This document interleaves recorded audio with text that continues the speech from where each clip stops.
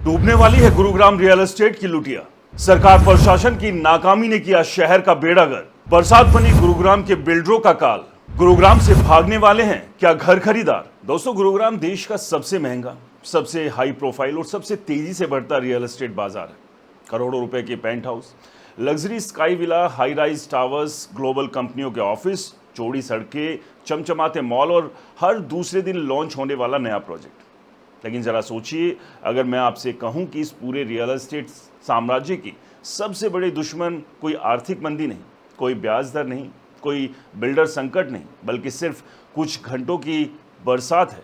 जी हाँ, वही बरसात जिसका लोग इंतज़ार करते हैं। वही बरसात गुरुग्राम के करोड़ों अरबों रुपए के प्रॉपर्टी बाजार पर सबसे बड़ा सवाल खड़ा कर रही है।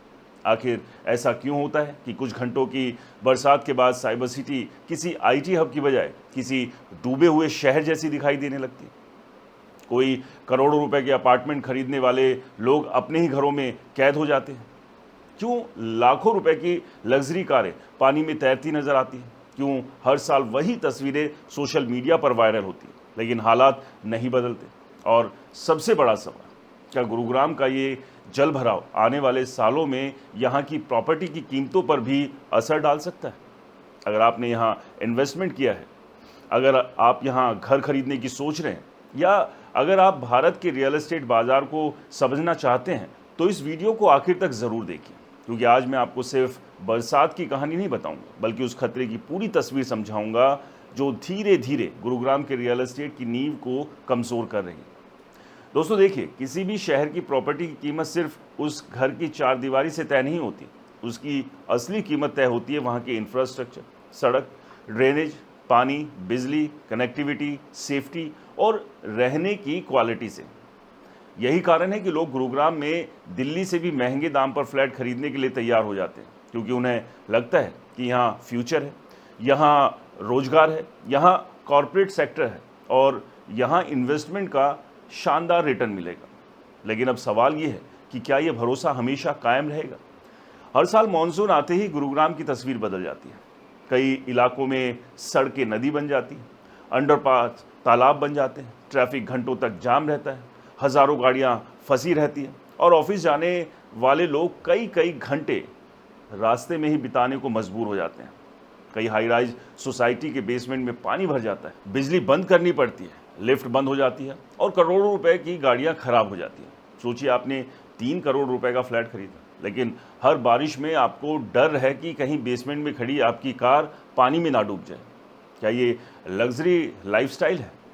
बिल्कुल नहीं। यही वजह है कि अब खरीदार सिर्फ फ्लैट का इंटीरियर नहीं देख रहे, बल्कि ड्रेनेज सिस्टम, इलाके की हाइट, बारिश का इतिहास और जल भराव का रिकॉर्ड भी देखने लगे हैं।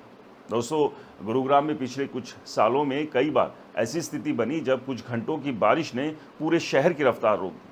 कई बार 100 मिलीमीटर के आसपास बारिश के बाद सैकड़ों जगहों पर जल भराव दर्ज हुआ।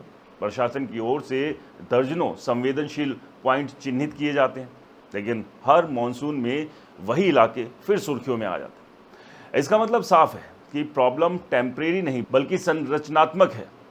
अब जरा रियल एस्टेट के नज़रिए से समझिए। मान लीजिए 2 बिल्कुल समान फ्लैट है, एक ऐसे इलाके में जहां कभी पानी नहीं भरता और दूसरा ऐसे इलाके में जहां हर साल जल भराव होता है। क्या दोनों की कीमत बराबर रहेगी? बिल्कुल नहीं। खरीदार हमेशा उस प्रॉपर्टी को प्राथमिकता देना चाहेगा जहां रहने का अनुभव बेहतर हो। यही कारण है कि इंफ्रास्ट्रक्चर की खराब छवि धीरे धीरे किसी भी इलाके की मांग को प्रभावित करती है। आज भले ही गुरुग्राम की मांग मजबूत है, क्योंकि यहाँ corporate sector, metro expansion, expressway और प्रीमियम हाउसिंग की बड़ी मांग है, लेकिन अगर वाटर लॉगिंग जैसी प्रॉब्लम लगातार बनी रही तो फ्यूचर में खरीदार ज़्यादा सतर्क होंगे। दोस्तों, पिछले कुछ सालों में गुरुग्राम भारत के सबसे महंगे रियल एस्टेट बाजार में शामिल हो चुका है। कई प्राइम सेक्टरों में प्रॉपर्टी की कीमतें कुछ सालों में दोगुनी से भी अधिक बढ़ी। लग्जरी सेगमेंट में करोड़ों रुपए के अपार्टमेंट तेजी से बिके। बड़े बड़े डेवलपर्स ने हज़ारों करोड़ रुपए की प्रोजेक्ट्स लॉन्च की। लेकिन बाजार सिर्फ कीमत बढ़ने से नहीं चलता, बाजार भरोसे पर चलता है। और जब हर साल सोशल मीडिया पर पानी में डूबी डीएलएफ, गोल्फ कोर्स रोड, सोहना रोड, हीरो होंडा चौक, नरसिंहपुर, राजीव चौक या दूसरे इलाकों की तस्वीरें सामने होती है, तो ये सिर्फ ट्रैफिक की खबर नहीं होती, बल्कि ये शहर की ब्रांड वैल्यू पर भी असर डालती है। दुनिया भर की कंपनियां जब किसी शहर में इन्वेस्टमेंट करती है तो वो सिर्फ ऑफिस स्पेस नहीं देखती, बल्कि कर्मचारियों की लाइफस्टाइल की क्वालिटी भी देखती है। अगर हर मॉनसून में कर्मचारी ऑफिस नहीं पहुंच पा रहे हैं, स्कूल बंद हो रहे हैं, सड़कें बंद हो रही हैं और इमरजेंसी सेवाएं प्रभावित हो रही है, तो ये आर्थिक नुकसान भी है। कई इंडस्ट्रियल ऑर्गेनाइजेशन ने पहले भी कहा है कि ट्रैफिक और जलभराव से उत्पादकता पर असर पड़ता है। अब ज़रा बिल्डरों की जिम्मेदारी भी समझिए। कई जगहों पर तेज़ी से अर्बनाइजेशन हुआ, नेचुरल ड्रेन्स के रास्ते ख़त्म हुए, झीलों, तालाब और नालों के आसपास कंस्ट्रक्शन बढ़ा, कंक्रीट का फैलाव इतना बढ़ गया कि बारिश का पानी ज़मीन में समाने की बजाय सीधे सड़कों पर जमा होने लगा। कई एक्सपर्ट्स सालों से कह रहे हैं, अगर शहर का मास्टर ड्रेनेज प्लान विकास की गति के साथ नहीं चलेगा तो हर साल यही तस्वीर देखने को मिलेगी। इसका मतलब ये नहीं है कि सिर्फ सरकार जिम्मेदार है या सिर्फ बिल्डर जिम्मेदार है। असली प्रॉब्लम यह है कि शहर जितनी तेज़ी से ऊपर बढ़ा, उतनी तेज़ी से उसका ग्राउंड इंफ्रास्ट्रक्चर डेवलप नहीं हुआ। यही कारण है कि आज करोड़ों रुपए की सोसाइटी भी पानी के सामने बेबस नज़र आती है।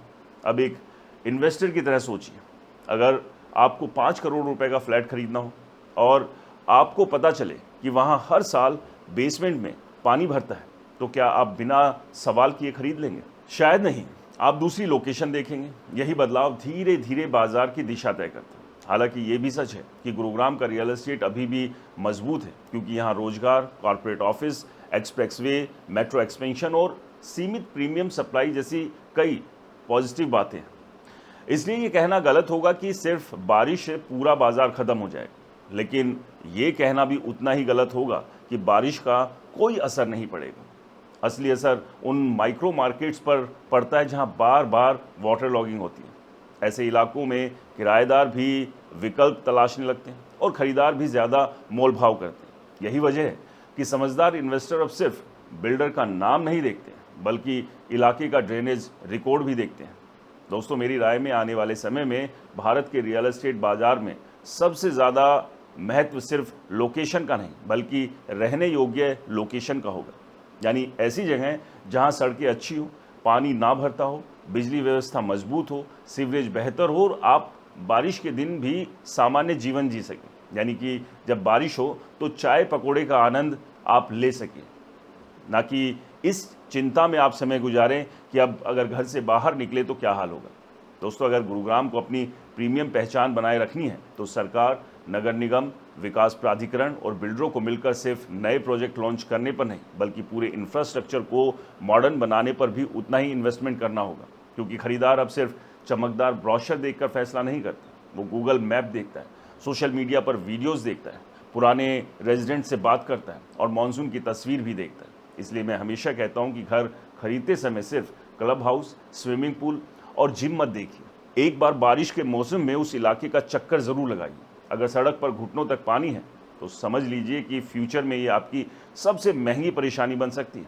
दोस्तों, गुरुग्राम का फ्यूचर आज भी मजबूत है, इसमें कोई दो राय नहीं। लेकिन अगर वाटर लॉगिंग की समस्या का परमानेंट समाधान नहीं निकाला गया तो पानी धीरे धीरे प्रॉपर्टी बाजार की चमक को फीका कर सकता है। आखिर रियल एस्टेट की दुनिया में सबसे बड़ी पूंजी सिर्फ ऊंची इमारतें नहीं होती, बल्कि लोगों का भरोसा होता है। और जिस दिन भरोसे में दरार पड़ती है, उसी दिन से किसी भी बाजार की असली परीक्षा शुरू हो जाती है। और दोस्तों, फिलहाल गुरुग्राम, दिल्ली, नोएडा यानी कि पूरे दिल्ली एनसीआर में मॉनसून की मार आप झेल ही रहे हैं, देख ही रहे हैं। और ऐसा नहीं है ये तस्वीर आज पहली बार, हर साल का यही हालात है। और शासन प्रशासन हर बार यही कहता है कि व्यवस्थाओं को चाक चौबंद किया जा रहा है, लेकिन कैसा चाक चौबंद? स्थिति आपके सामने। और इसके पीछे जिम्मेदार बिल्डर भी है, क्योंकि एक के बाद एक अंधाधुंध प्रोजेक्ट लॉन्च करने से आप समझिए कि शहर के इंफ्रास्ट्रक्चर पर हर साल दबाव बढ़ता जा रहा है। लेकिन वाटर लॉगिंग की प्रॉब्लम का सॉल्यूशन क्या किया जाए, उस पर किसी का ध्यान नहीं। और इसके बाद एक और नई प्रॉब्लम आपके सामने आने वाली है, जानते हैं आप, सर्दियों में स्मोक यानी पॉल्यूशन। एक नहीं, दो नहीं, मल्टीपल प्रॉब्लम से दिल्ली एनसीआर के लोग जूझ रहे हैं। दोस्तों, इस पर आपकी क्या राय है? इसका परमानेंट सॉल्यूशन क्या हो सकता है? या फिर सरकार प्रशासन कुछ करना ही नहीं चाहते और बिल्डर सिर्फ अपनी तिजोरी भरने में ही व्यस्त है? कमेंट्स कर ज़रूर बताएं। वीडियो पसंद आए तो लाइक करें, शेयर करें और आपके अपने चैनल को सब्सक्राइब और फॉलो करना बिल्कुल ना भूलें। नमस्कार।